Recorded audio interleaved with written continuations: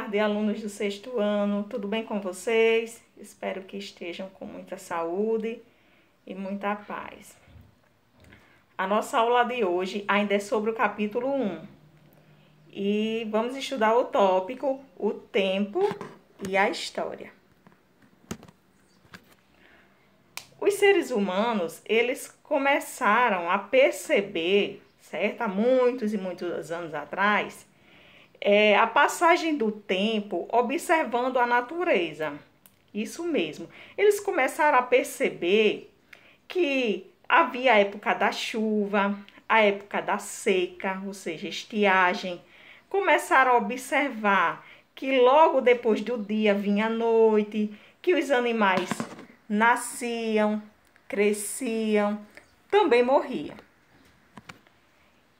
E daí eles começaram a usar o Sol e a Lua como referência de tempo.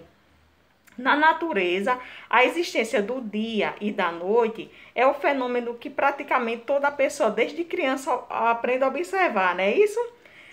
A sucessão de dia e noite está relacionada ao nascer e ao pôr do sol. Por essa razão, o Sol tornou-se a principal referência para a passagem do tempo, tá certo? Para medir essa passagem do tempo, tá certo?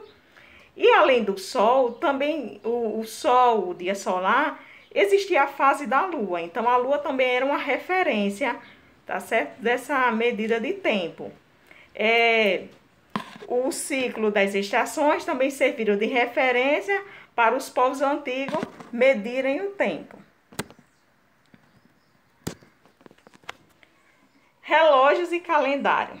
Com o conhecimento adquirido por observação dos fenômenos da natureza, foram criados os primeiros relógios para medir a passagem das horas e calendário para calcular a sucessão de dias, dos meses e também dos anos. O tempo. Existem 3 tipos de tempo, certo? Que eu vou mencionar aqui.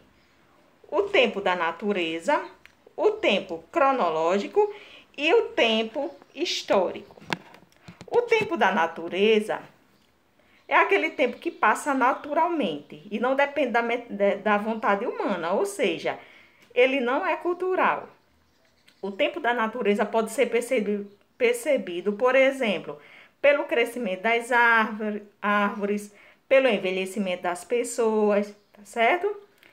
O tempo cronológico, ele pode ser medido e contado, tá certo?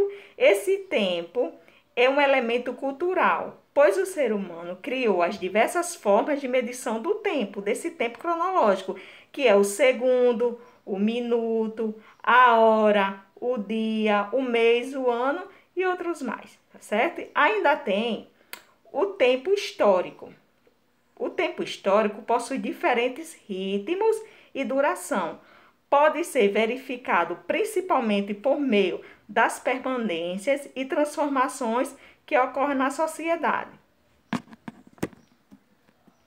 Existem outras medidas de tempo também, que a década, o século, o milênio, tá certo? Essas unidades foram criadas pelo homem, tá certo? Pelo ser humano para medir o tempo, com duração mais longa que o ano, que o dia e que a hora. Assim sendo, a década corresponde a um conjunto de 10 anos, o século corresponde a um conjunto de 100 anos e o milênio corresponde a um conjunto de 1000 anos. Eu vou deixar uma atividade aqui para vocês, com 5 questões apenas.